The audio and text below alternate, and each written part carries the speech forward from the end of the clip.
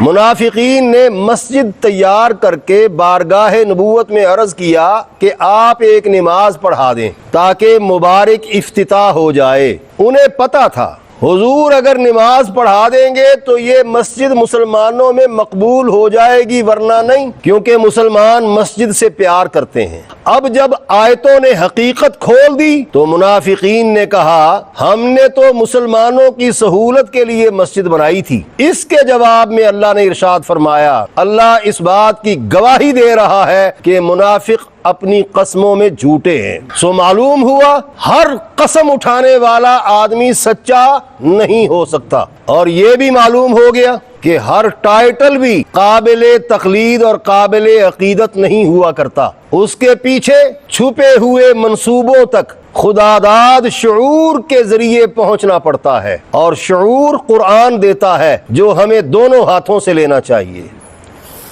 نحمدہ و نصلی علی رسولہ الکریم۔ آج ہم سورہ توبہ کی 2 آیتوں کا ترجمہ اور تشریح سبق میں پڑھیں گے۔ آیت نمبر 107، اعوذ باللہ من الشیطان الرجیم، بسم اللہ الرحمن الرحیم، والذین اتخذوا مسجدا ضرارا وکفرا وتفریقا بین المؤمنین وارصادا لمن حارب اللہ ورسولہ من قبل ولیحلفن ان اردنا الا الحسن واللہ یشہد انہم لکاذبون۔ اس کا ترجمہ ہے، اور جنہوں نے نقصان پہنچانے اور کفر کرنے اور مسلمانوں میں پھوٹ ڈالنے کے لیے مسجد بنائی، اور اس شخص کا مورچہ بنانے کے لیے جو پہلے بھی اللہ اور اس کے رسول سے لڑ چکا ہے، اور اب وہ قسمیں کھائیں گے کہ ہمارا تو مقصد ہی بھلائی تھا، اور اللہ گواہی دیتا ہے یقیناً وہ جھوٹے ہیں۔ اس کی تشریح ہے، یعنی منافقین تو وہ لوگ ہیں جنہوں نے سازش کے تحت مدینہ کی مسجد قباء کے مقابلے میں مسجد ہی کے نام پر ایک عمارت کھڑی کر دی۔ یہ تب کی بات ہے جب پیغمبر علیہ السلام تبوک پر جانے کی تیاریوں میں مصروف تھے۔ منافقین کو مسجد بنانے کا مشورہ ابو عامر نے دیا تھا، جو حضور علیہ السلام کی آمد سے قبل مدینہ شہر میں عیسائی راہب کے نام سے مشہور تھا۔ جب آپ علیہ السلام نے اسے دعوت اسلام دی تو نہ صرف وہ منکر ہو کر مخالفت پر اتر آیا، بلکہ کہنے لگا جس کا مذہب جھوٹا ہو وہ پردیس میں تنہا مر جائے۔ آپ علیہ السلام نے فرمایا خدا ایسا ہی کرے۔ گویا اس نے اپنی طرف سے حضور کو بددعا دی، اور حضور علیہ السلام کو یقین تھا کہ یہ بددعا اسی کی طرف پلٹے گی۔ چنانچہ احد کی لڑائی میں اس نے کہا کہ جو بھی کوئی پیغمبر کے مقابلے میں لڑے گا وہ اس کا ساتھ دے گا۔ جنگ حنین کی فتح کے بعد یہ ملک شام کی طرف بھاگ گیا۔ وہاں سے اس نے منافقین کو پیغام بھیجا کہ وہ رومی فوج کو جلد مسلمانوں پر حملے کے لیے مدینہ لے کر پہنچ رہا ہے، لہذا مدینے میں ایک مسجد بنا کر جنگ کا سامان جمع رکھا جائے۔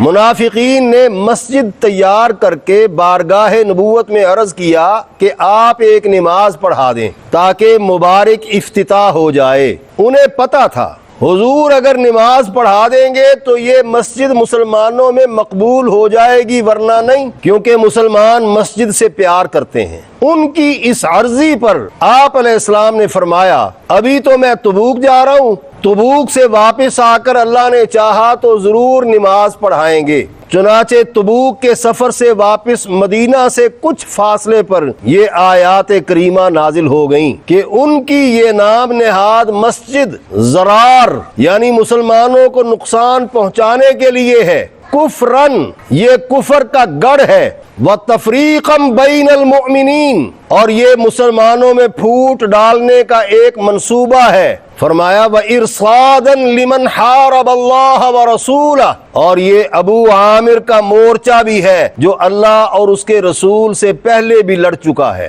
جب اللہ کے نبی نے اس کو اسلام کی دعوت دی۔ اب جب آیتوں نے حقیقت کھول دی تو منافقین نے کہا ہم نے تو مسلمانوں کی سہولت کے لیے مسجد بنائی تھی، کیونکہ مسجد قباء ذرا دور پڑتی تھی اور تھی بھی تنگ، اس لیے ہم اللہ کی قسم کھا کر کہہ رہے ہیں کہ ہماری نیت میں کوئی فطور نہیں تھا۔ اس کے جواب میں اللہ نے ارشاد فرمایا واللہ یشہد ان المنافقین لکاذبون، اللہ اس بات کی گواہی دے رہا ہے کہ منافق اپنی قسموں میں جھوٹے ہیں۔ سو معلوم ہوا ہر قسم اٹھانے والا آدمی سچا نہیں ہو سکتا، اور یہ بھی معلوم ہو گیا کہ ہر ٹائٹل بھی قابل تقلید اور قابل عقیدت نہیں ہوا کرتا، اس کے پیچھے چھپے ہوئے منصوبوں تک خداداد شعور کے ذریعے پہنچنا پڑتا ہے، اور شعور قرآن دیتا ہے جو ہمیں دونوں ہاتھوں سے لینا چاہیے، بلکہ جھولی پھیلا کر لینا چاہیے۔ آیت نمبر 108، لا تقم فیہ ابدا لمسجد اسس علی التقوی من اول یوم احق ان تقوم فیہ رجال یحبون ان یتطہروا واللہ یحب المطہرین۔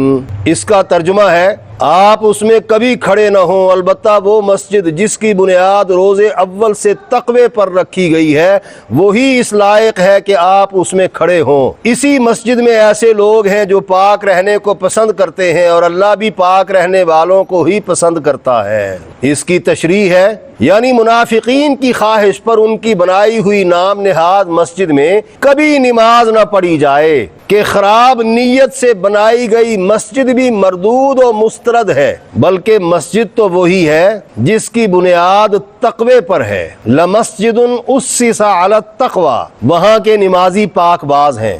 اس آیت میں جس مسجد کا ذکر ہے اس سے مراد مسجد قباء ہے، جہاں آپ علیہ السلام ہر ہفتے کے دن جا کر نوافل ادا کیا کرتے تھے، اور آج جو لوگ عمرے یا حج پر جاتے ہیں وہ بھی آپ علیہ السلام کی سنت کے مطابق مسجد قباء میں جا کر 2 رکعت نماز نفل ضرور ادا کرتے ہیں۔ اسی کی ضد میں منافقین نے شرارتوں کے لیے اپنا مرکز بنایا تھا، جسے انہوں نے مسجد کا نام دیا، مسجد کا ٹائٹل دیا۔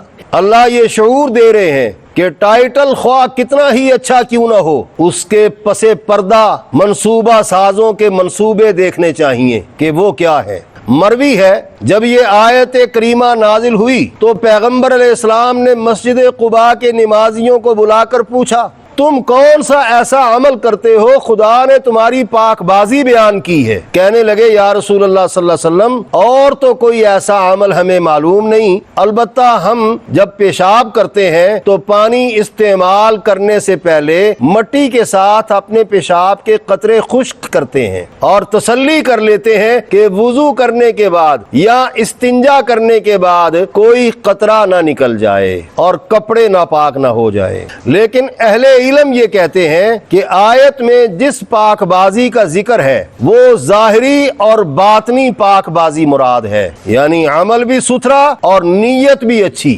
بعض کے نزدیک اس آیت میں مذکور مسجد سے مسجد نبوی بھی مراد ہو سکتی ہے، جس کے بارے میں پیغمبر علیہ السلام کا اپنا فرمان موجود ہے کہ وہاں پڑھی گئی ایک نماز 50,000 نمازوں کے ثواب کے برابر ہے۔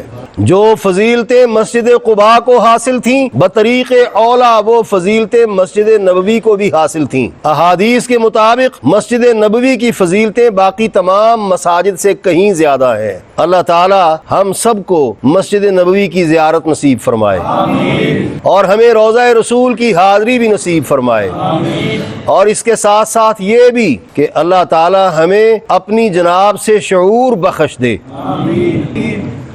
اللہم صلی